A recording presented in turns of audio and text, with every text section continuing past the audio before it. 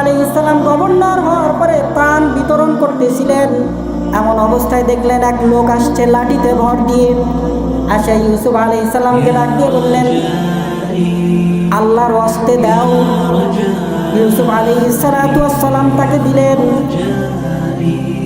এক সা গম দিলেন, যেটার পরিমাণ 300-200 গ্রাম হয়।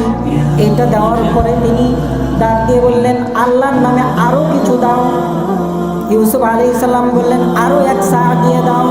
তিনি ডাক দিয়ে বললেন, আরো কিছু দাও।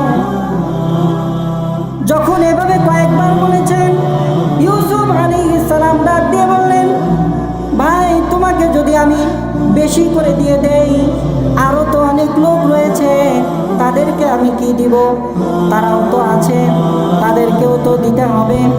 তখন লোকটা ডাক দিয়ে বললেন, তুমি যদি আমার পরিচয় জানতা, যদি আমি কে এইটা যদি জানতা, তাহলে আমি যা চাইতাম তুমি আমাকে সন্তুষ্ট করার জন্য সব দিয়ে দিতে হবে। বলেন না সুবহানাল্লাহ।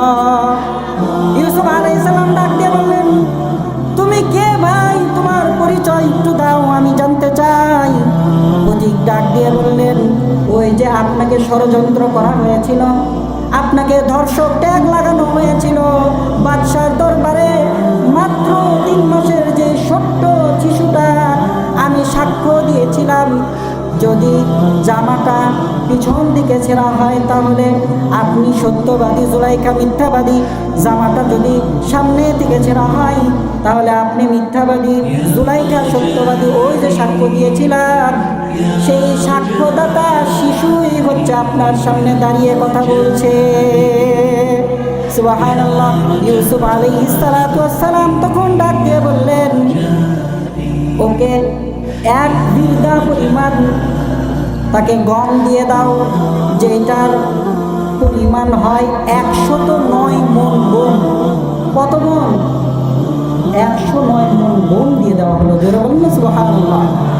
আল্লাহ পাক ডাক দিয়ে বললেন, ইউসুফ রে, মাত্র একটা দিন তোমার পবিত্রতার সাক্ষ্য যে শিশুটা দিয়েছিল, মাত্র একটাবার সাক্ষ্য দেওয়ার কারণে আজকে তুমি তাকে 109 মণ গম দিয়ে দিলা।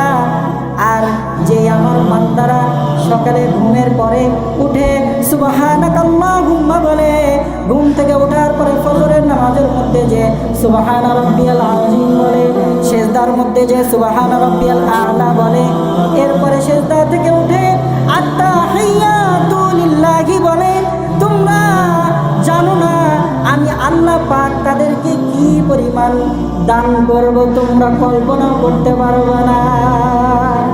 সুবহানাল্লাহ। জান্নাত তো এমন সুন্দর জান্নাত, আল্লাহ পাক আপনাকে আমাকে দান করবেন।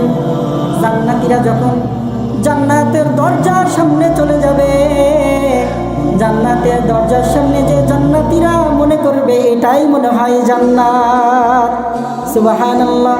এই জন্য আমি আপনি যখন আল্লাহ পাকের প্রশংসা করব, আল্লাহ পাকের পবিত্রতা বর্ণনা করব, আল্লাহ পাক আমাদেরকেও ওই জান্নাতের মতো এমন নিয়ামত, যেই নিয়ামত কোনোদিন কেউ কল্পনা করে না, এটা দান করে দিবেন।